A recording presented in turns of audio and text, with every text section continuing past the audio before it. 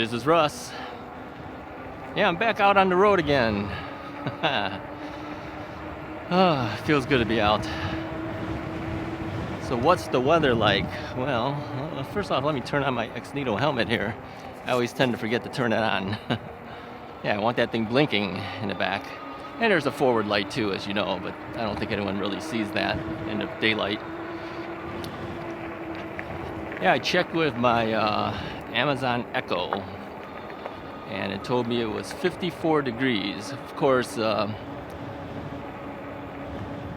Apple app kind of showed it was like 52, 53. It's only off by a degree or so, no big deal. So what am I wearing? Well, I'm wearing a little of everything, just like I always do. Let me hop off here for a second. And what am I on first? Let's angle down a little bit here. Yeah, it's yellow.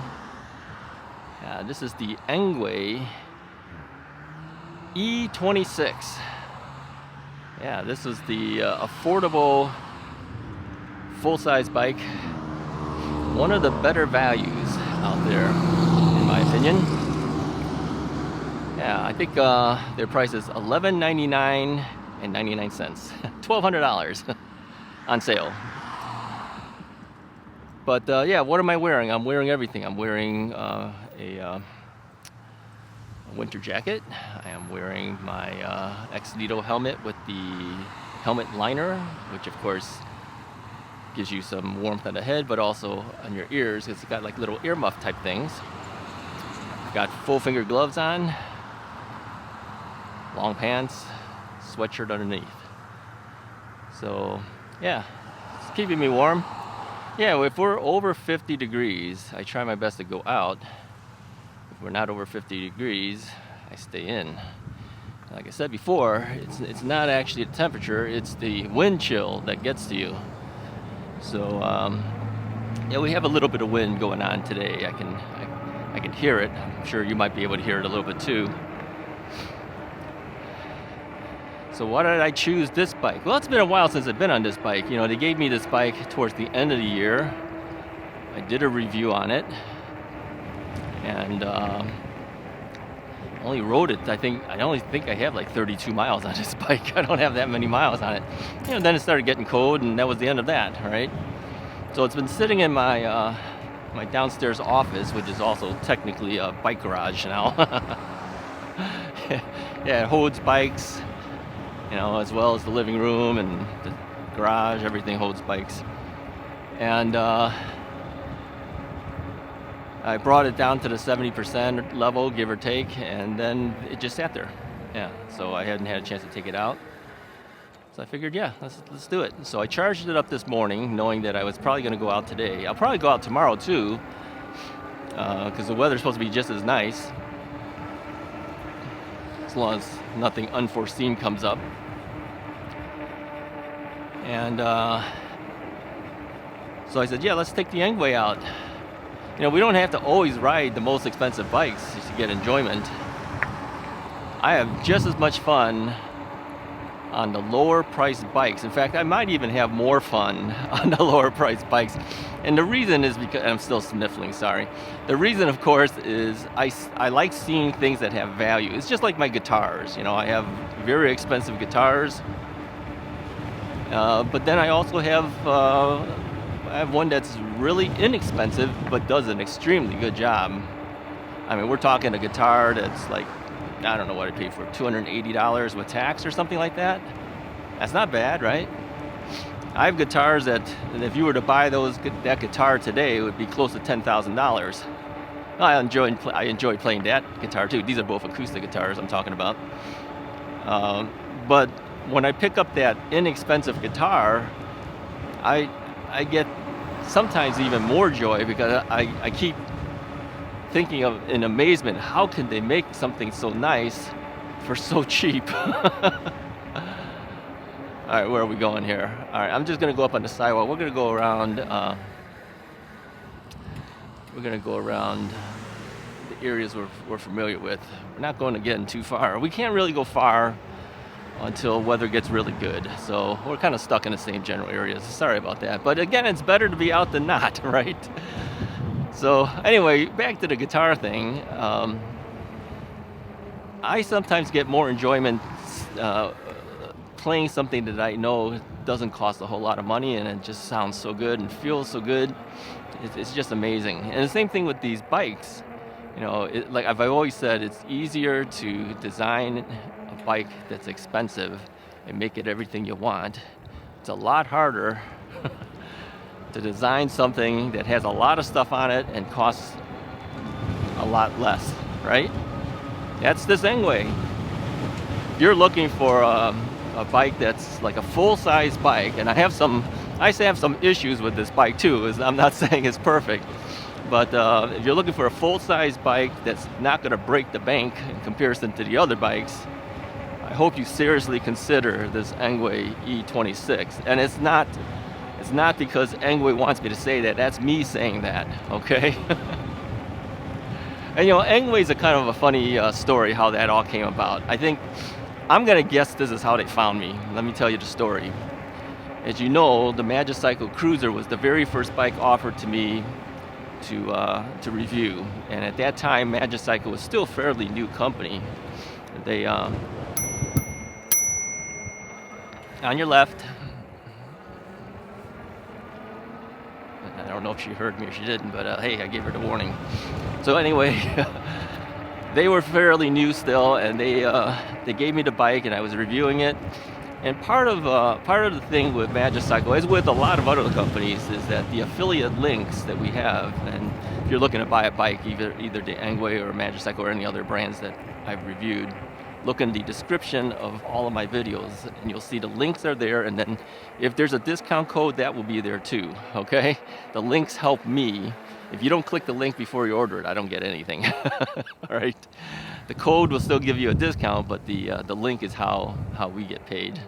So you know, people always ask me about, you know, how do you make money on YouTube? Well, okay, YouTube pays you for the advertisements, but the bike manufacturers and other companies also give you a commission if somebody orders because of you.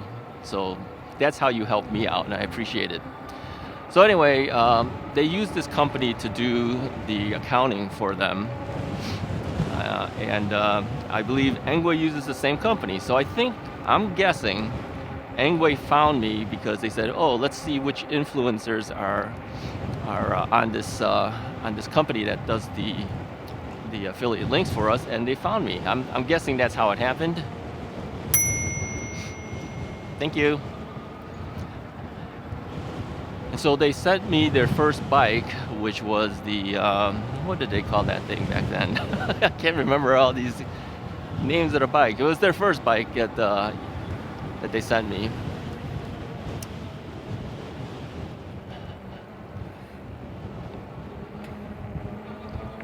Thank you. And so, yeah, we had a problem with that bike. You know, when it came in, it wasn't the bike's company's fault. I think it was FedEx's fault. Yeah, they kind of caved in the front fork, so I couldn't do anything really with the bike. I needed a new fork. I mean, you couldn't ride it. There's no way. So we worked through it. We put a new fork on there. Let's see, let's go this way here. I'm going to show you this bike. And but it took a long time to get it to me. They even made me a video of how to install it. And so that I think it was called the EP2 Pro or something. I'm not sure, something like that. And it's been since sold to one of our subscribers. Yeah, let me turn this thing around. Let me show you this bike. Okay. And so that's how I got in working with Engwe. I had heard of Engwe before, but it wasn't a very big name that I was really that familiar with. All right, let's put the kickstand down here. And so that's how it came. And then since then, they've given me a couple more bikes, as you know. Let me show you what it looks like here. Oh, my shadow's gonna be in there. Okay, let me move this way. You guys see the bike? This is a nice bike, but it's a big bike, okay? Now they have a step-through version, they have a step-over version, and they sent me the step-over. I was kind of disappointed with the step-over because it's a big step-over. I don't really quite fit the bike.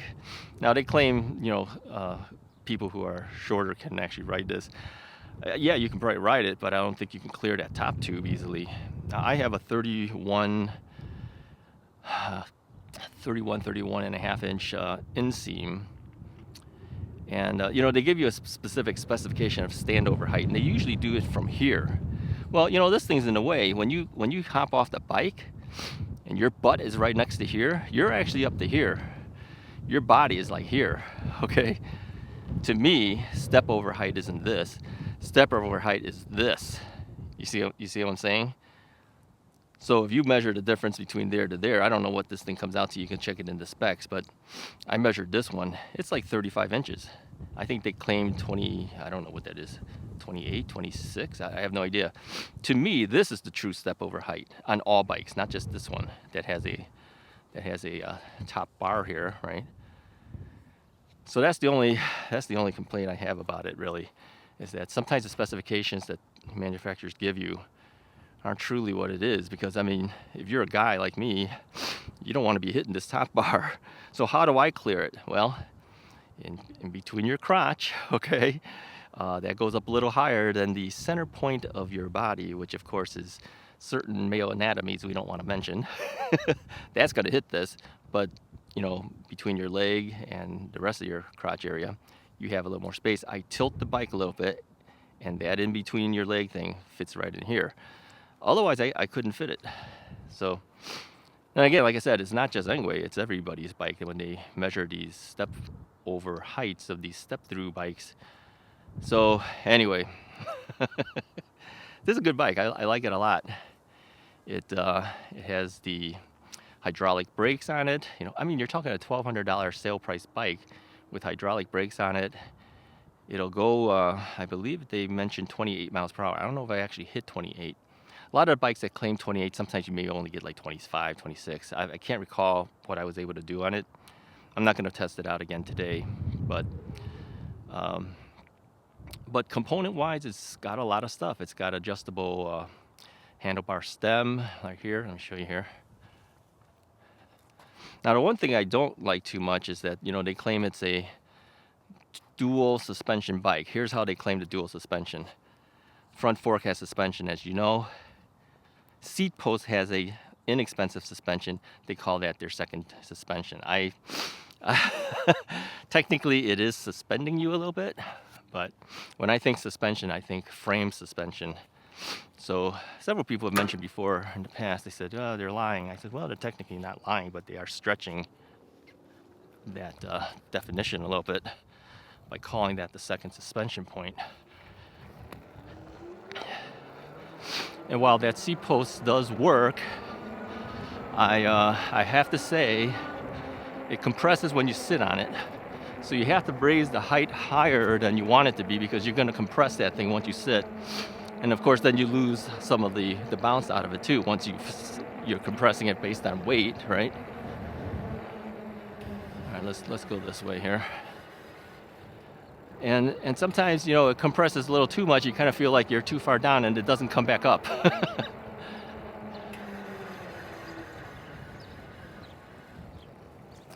So it's not the greatest suspension. I mean, it's better than nothing. Like I mentioned in the review when I did it, they can't give you everything in the world for the price of, you know, $1,200 on sale. $11.99.99. So it's better than nothing. But sometimes I kind of say, well, you know, maybe they should have left it off and put a rigid post. You could always buy a rigid post if you wanted to. It's not an impossibility. You just go on Amazon, just get the right size. Now I did try the Sun Tour, what is that thing called? NCX, NXX, NC, I can never remember. Hello. I could never remember the model number of that thing. I did try it on here. It's too tight, even with the shim. It's too small without the shim, but the shim is not the right size shim. So it gets really tight. I do not recommend you do it because it's hard to get it out. I had to use a vice grip. To do it. And so, yeah, don't do that. If you're gonna get another one, get another seat post style one that is the right size, unless you can find a shim that's proper for the Sun Tour. So anyways, you might notice that I haven't really been pedaling too much. You know, I had that problem with the IT band. I got hurt a little bit on the exercise bike of all things. The Schwinn exercise recumbent bike that I have. I was pedaling that thing and I heard the thing kind of snap a little bit, and then I just said, ow. And yeah, that did it. So that put me out of commission for a while, and apparently it still has a little bit of issue, not much, but a little bit. So I'm not overdoing any type of pedaling, just a little bit of pedaling, but not much. So you'll see me throttle most of this ride here. Okay, let's go through here. Hello. Hello.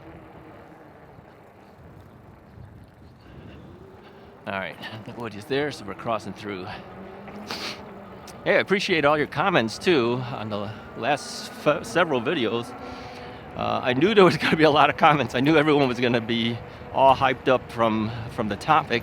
And we had a lot of issues going on with potential regulations happening, and then of course the woman who got killed when a young boy who was riding an e-bike crashed into her. She wasn't wearing a helmet from the reports that I heard about. And I'm sure that was a contributing factor. But then, you know, in Florida, they decided to ban all e-bikes for how long? 60 days? That's a ridiculous amount of time. First off, what does that do? Buy them some time so they can decide how to totally ban e-bikes? I have no idea. But that's a little extreme. And many of you guys sounded off about that, saying, you know, cars cause lots of accidents too. Do you ban the cars? So, yeah, I kind of agree with that. I mean, one thing happens, I mean, it's an unfortunate accident, but I don't think you can just ban the whole thing from everybody. I mean, there's people who are perfectly good riders and safe riders, and they're suffering now because of that one incident. I don't think that's right. So, anyway, to get myself out of the downer mood that I've been in the last week because of all of this stuff that I'm reading about the e-bikes. I mean, it makes me worried too. I mean, I had mentioned if they have anything like the New Jersey guys are doing, where they're thinking of requiring liability insurance. Okay, I think liability insurance is per person, right? That you have enough money to pay for in case you hurt somebody and they need hospitalization or whatever, you know, that you have money to do it, or at least insurance to do it for it. Okay, I don't like that, but what if they started to say that, you know, you're going to have to license every bike that you have? How am I going to do with something like that? I mean, in my state, if they did it, how would I deal with this? I mean, I get bikes all the time for review. Do I have to license each bike I take out when I review it? I mean, that's a legitimate concern, right? Or what if they ban e-bikes in the state of Illinois? What happens then? Right? I guess then the Russ is Right channel will change to something else. Dogs are always trying to get me. I mean, the whole channel would have to change again then, right? You can't ride your bike, you can't do a review. So let's hope it never gets to that point. I think I would miss it. I mean, it's been 3 solid years I've been riding e-bikes. Oh look, they painted this. I think they just want to make sure people stay on their side when they're turning. It's only on a curve over here. So, yeah, have you ever noticed I'm all over the road, right? I figure if there's nobody in front of me and behind me, why shouldn't I take the whole road? Why should I be squeezed into this one side and then suffer? You might hear that the bike slowed down a bit. I had to pedal a little bit too to help it get over the hill. I mean, it will go over the hill without it, but I know that the motor isn't that strong to get over. I think it has like 70 Newton meters of torque. My Magicycles have 85 or more, so that's why those bikes can get over the hill with no problem on just throttle. This will do it, but you know, if you pedal it, it'll help it better. So why kill the motor and the battery at this point? We're not testing it. All right, let's give them the bell here. On your left. So anyways, to get myself off of the downer of this whole week, I started watching some other YouTube videos. I watch a lot of food videos too, by the way. And I don't know, I just like watching it. I'll watch all the guys from Las Vegas. I'll watch all the food review channel type things. I'll watch how they make various food things. Not that I couldn't eat any of it anymore. Now with the diabetes thing going on. But that's what actually started me out watching YouTube, believe it or not. I was watching, who was it? I was watching Barbecue Pit Boys. Yeah, barbecuepitboys.com. You guys watch that guy? Says it all the time. I love that. I was watching them. That's how I got into all the smokers and everything. I have like 3 smokers in the back, plus two grills, an electric grill and also a kettle. They're all Weber products. So that's how I got into that. But I've always watched these food channels, and my wife always says, "Why do you watch that stuff for? It's just gonna make you want to eat it." I didn't eat it. I just like watching it. And so today I decided to watch some of the older videos, and I ran into Mark Wiens. Do you guys watch Mark Wiens? Check out Mark Wiens if you're into food stuff. I started watching Mark Wiens because I said, here's a guy that travels the world eating different foods. I said, I'll never be able to do that. So I got to watch him, and I said, that's kind of fun. I said, I get to enjoy the scenery besides the food that he eats, but I get to see, he was all over Asia. He's originally from Thailand. Well, that's where he lives now, I should say. I think his parents were missionaries or something like that. So he was in Asia all the time. So he's out in Asia, and but he bases himself out of Thailand. And I said, I'll never be able to go to Thailand with my bad knee. I can't go anyplace. So I started to see the world by watching his videos, and on top of that, I get to see all the food. So anyway, that's how I started watching all these food channels. So today, I ran into one of the older Mark Wiens videos. He was doing Chicago pizza. Yeah, he was here in Chicago. Let me hit this button here, hold on. It's the crosswalk button. So I was watching it. His brother-in-law is from Chicago. So he took him around to different Chicago pizza places. Yeah, it's the way to do it. As I'm watching Mark Wiens eat all these various deep dish pizzas and even thin crust pizzas. Prescribed burn, do not report. Oh, they're burning parts of the forest reserve again. So anyway, yeah, it kind of got me a little sad again because I kept thinking, I'm never going to get to eat any of these pizzas again. It's not like I'll never be able to. Hold on. Here we go. Okay, now they put a trail speed of 15 miles an hour. As a reminder. It's always been 15 miles an hour. I don't know why they... Well, they're putting it on just to make sure people don't exceed 15. Yeah, 15 always seems kind of slow. But if you're on a trail, I guess you have to do it. Anyway, so I'm watching him and I'm going, wonder which places he's going to go to. And he's talking about deep dish pizza. Let's talk a little bit about pizza. I have to talk about some fun stuff instead of always talking about the e-bike things while we're riding. So the first place he went to was Pizzeria Uno. Yeah, Uno is the home of deep dish pizza. It's the birthplace of deep dish pizza, really. They're the #1 guys that did it. And I think he said it was something like December, was it 3rd or 6th, something like that. 1943, is that what he said? Something like that. So yeah, I've been there before. Let me see, can we go through this other way? I mean, that's the shortcut. What if we go the long way? Can we do it? Let's see, let's just do it. Trail crossing, ooh, look at this, now they're putting signs up. Okay. So he did that, and then he went to another thin crust place that his brother-in-law took him to. I don't remember the name of it. Then he went to Lou Malnati's. Yeah, Lou Malnati's. Yeah, the original Lou Malnati's, which many people know about. My personal favorite, quite frankly, for deep dish. Not always for thin crust, although they have a great thin crust as well. I remember going to the one in Lincolnwood. I don't know if that's the first one. That may be the first one that they had. Yeah, I've told the story before, way in the past. But yeah, we were high school kids, I believe, at the time. No, maybe we were college kids by that time. I'm not sure, one or two. And yeah, we went out there. There's Lou Malnati's all over the place now. So I think they may even have it in Arizona. Hey, you Arizona guys, have you guys seen a Lou Malnati's out there? It might be Phoenix, I'm not sure.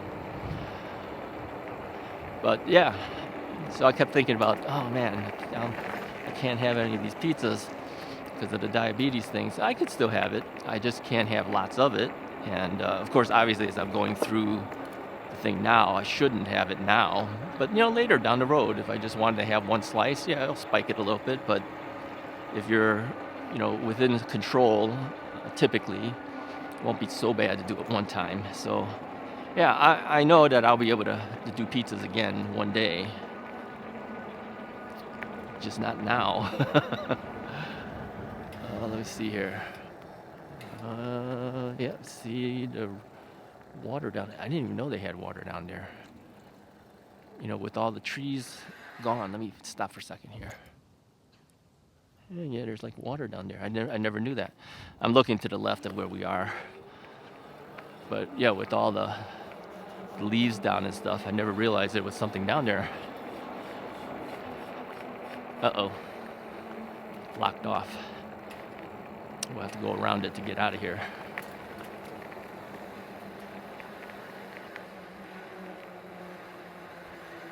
All right, well, here's what we're gonna do. I'm gonna hop off.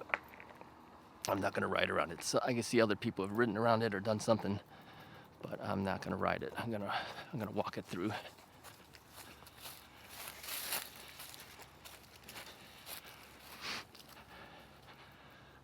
Okay, I got my bike tires a little muddy. Even just that little bit, now I have to ride it off.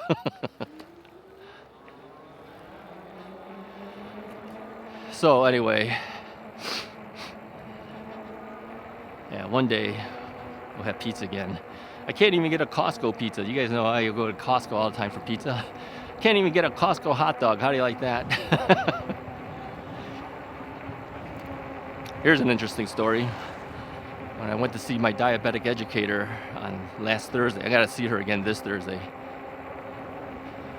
Which will be when this video comes out. I was very thirsty afterwards, and Costco was only a mile away, so I drove to Costco and got a Diet Pepsi. Yeah, I asked her, I says, does diet drinks mess you up for diabetes? And she says, well, technically no, it doesn't. She says, it's not good for you anyway, but does it mess you up? And she says, not really. Not for diabetes. I says, wow, I never knew that. I always thought it did. So I went there and I got a Diet Pepsi. I always thought they were going to put up some type of light system there so people don't get killed. I don't see any work on it, so I don't know if they'll ever really do it. Maybe they were checking it out for something else.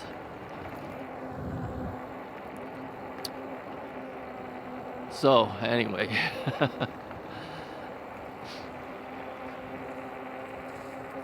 Yeah, sometimes it makes you sad when you can't eat what you want to eat. And you're gonna always have that issue going forward. But I'm dealing with it. Now, on my Monday videos, I talk a little bit more about my health things, but we'll talk a little bit about everything today. So how's the weight? Because that affects my ride as well, right? Well, as I told you guys, I'm down, 22, 23 pounds right now. I said, I think I'm gonna lose again because, typically it takes a plateauing, kind of hangs there for a while and then it starts to drop. I thought this week it would drop. I don't think it's dropping. And I think that's because I'm eating too much other odds and ends stuff that I shouldn't be eating. so I'm not doing the heavy drop. And I've been doing this apple cider vinegar with olive oil thing, right? Because people say make your own salad dressing. You know, that thing has a lot more calories with the olive oil than if I ate pre-made Catalina Light dressing. Catalina Light. Let me give you what the difference is. I'm going to take a left turn here after this guy goes through. Catalina Light has something like 35 calories for 2 tablespoons, something like that. All right. Olive oil is like 110 calories for 2 tablespoons.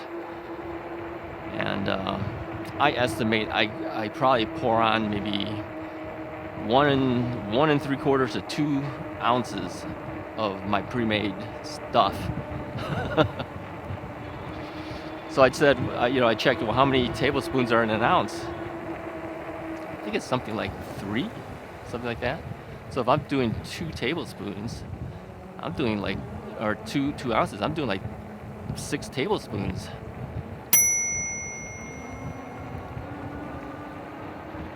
I think that's what it comes out to be, something like that. So maybe it's not 3, maybe it's 2 tablespoons per ounce, I'm not sure. Okay, let's say it's even 2. That would mean I'm doing 4 tablespoons of olive oil. And at 100 and, what did I say it was? 110 calories, something like that. You're talking 440 calories. So if it was 6, that'd be 600 something calories. I think it may be 3 tablespoons. I don't know. I don't have access to my computer to check it. Usually what I do is I just ask the Amazon Echo unit. It'll convert it for you.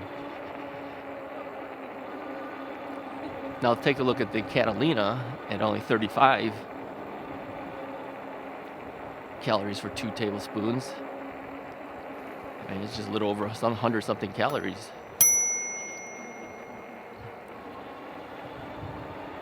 So I'm thinking, how am I supposed to lose weight if a whole bunch of calories comes from the olive oil for the dressing? I'm seriously considering doing the Catalina and skipping the olive oil, just so I can lose a little bit more weight and then maybe go back to it somehow. I don't know. People have told me not to do that. I don't know. But ever since I started doing the olive oil thing, I haven't dropped any weight. So, whatever. Anyway, based on my height and the like, it looks like I should be 2,000 calories or under in order for me to start doing a little weight loss. So I don't know where all this is coming from, but anyway, I am down. Last I checked, it was like 247. I go up and down between 246 and 247. Let's just call it 247. Let's say I gained a pound. I was 268.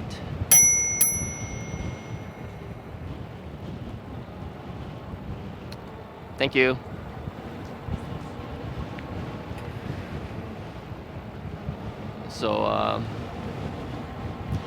So do I feel the 20 pounds difference on the bike? Yeah, I do. Yeah. I'm sure my mileage will improve too because of it. How fast was I going? 17 miles an hour? 2 miles an hour over the speed limit?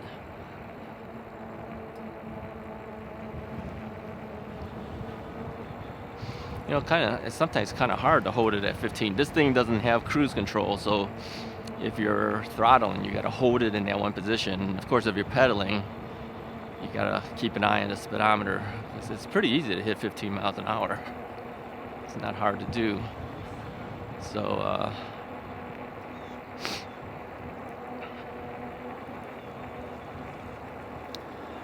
anyway, that's that. So what else is going on? I think you guys know pretty much everything that happens with me. I usually tell you guys everything that's going on.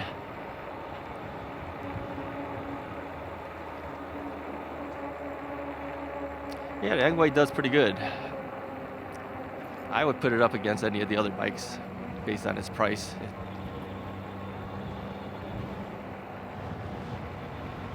I think the only thing that it doesn't have is better hill climbing ability. If you're riding like me, most of my area is relatively flat, right? Yeah, I got a little inclines here and there, but nothing major. This would be a great bike for that.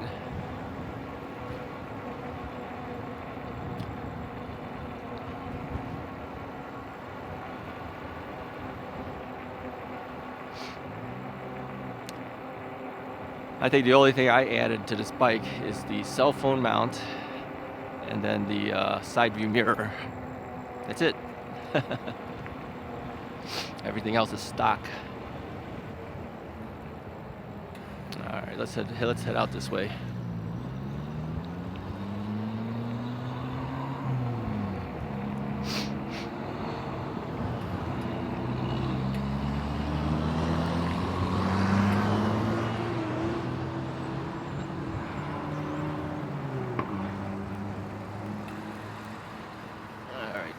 Hop off again.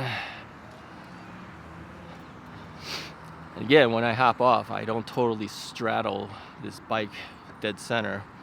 I go off on one leg, so one leg is actually propped up on the pedal while the other one's standing, and that propping up of the leg on the pedal gives me the clearance to clear this top tube. Otherwise, I would have a hard time.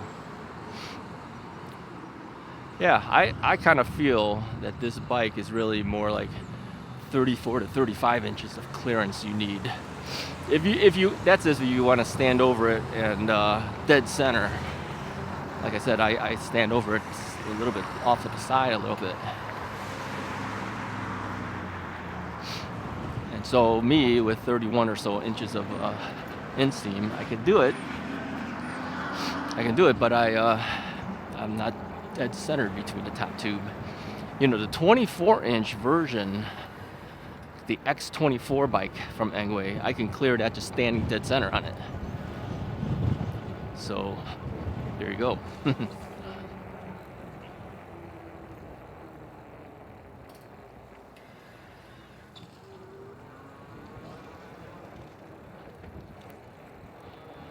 Taking a shortcut through the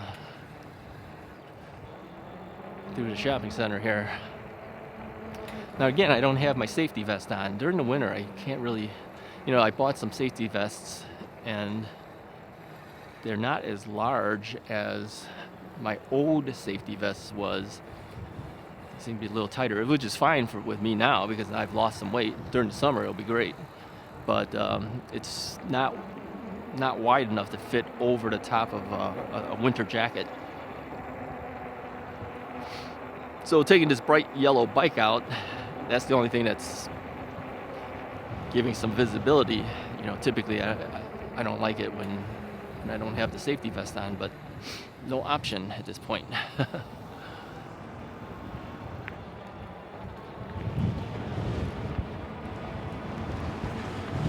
Yeah, definitely windy. Definitely windy.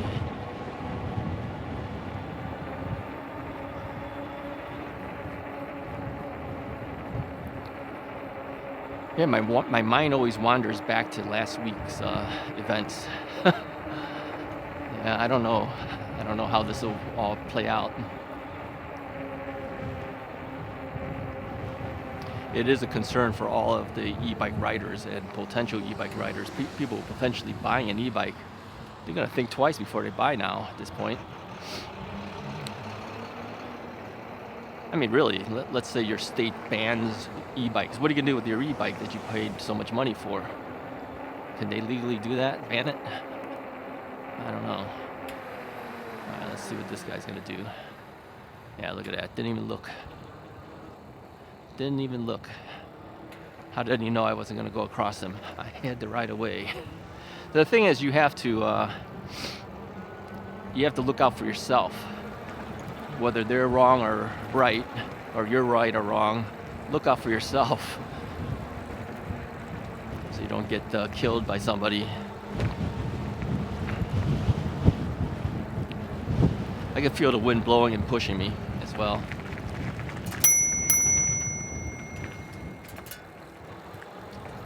Thank you. I have a little bit of reach to reach this bell.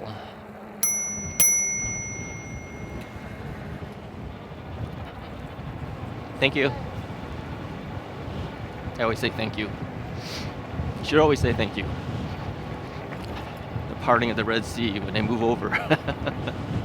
Some guys go, you know, one guy goes to the left, one guy goes to the right. Then you're always like, okay. And then you go dead center, right down the middle. Others will move to the right, others will move to the left. You just never can tell.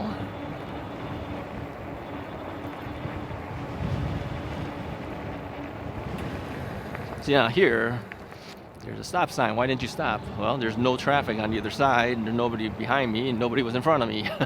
Okay, there was people in front of me, but they're way down there, right? Like these guys. No, there's just a lot of stop signs on local streets. You know, so there was a stop sign there coming out of that parking lot area. There's a stop sign here. You know, if you go any other area, there'll be another stop sign there. You'll be hopping off the bike constantly.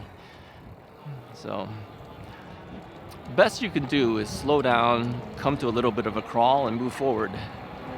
I think that's pretty much accepted at this point. At least it is in our area.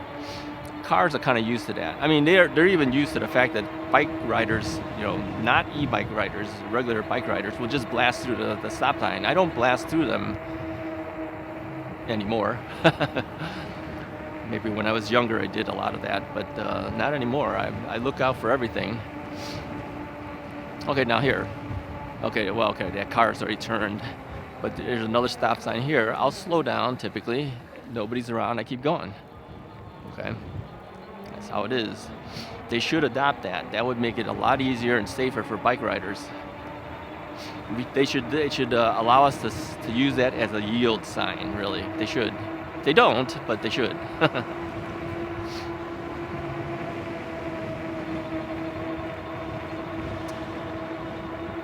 Hey, there's kids out on their bikes. I think they're, you know, they must be using their bikes to travel to get to school. But e-bikes, yeah, that's another story, you know. Kids a certain age, should they have e-bikes? I don't know. I don't think so. You know, unless they can show that they know enough how the safety of the roads are, you know, the rules of the road. So, anyway, that's about all I have for you guys today. You know, that guy, he didn't slow down. He just went right through. Yeah. Watch the next episode of Russ is Right. There'll probably be another video out. Let's turn here. There'll be another riding video out. So this one will be out on Thursday. So I think Saturday we'll have another riding video as well. Talk about other things at that time. Hey, if you like this video, go ahead and hit the like button. Hit the subscribe button if you haven't already done so. I'll talk to you guys next time.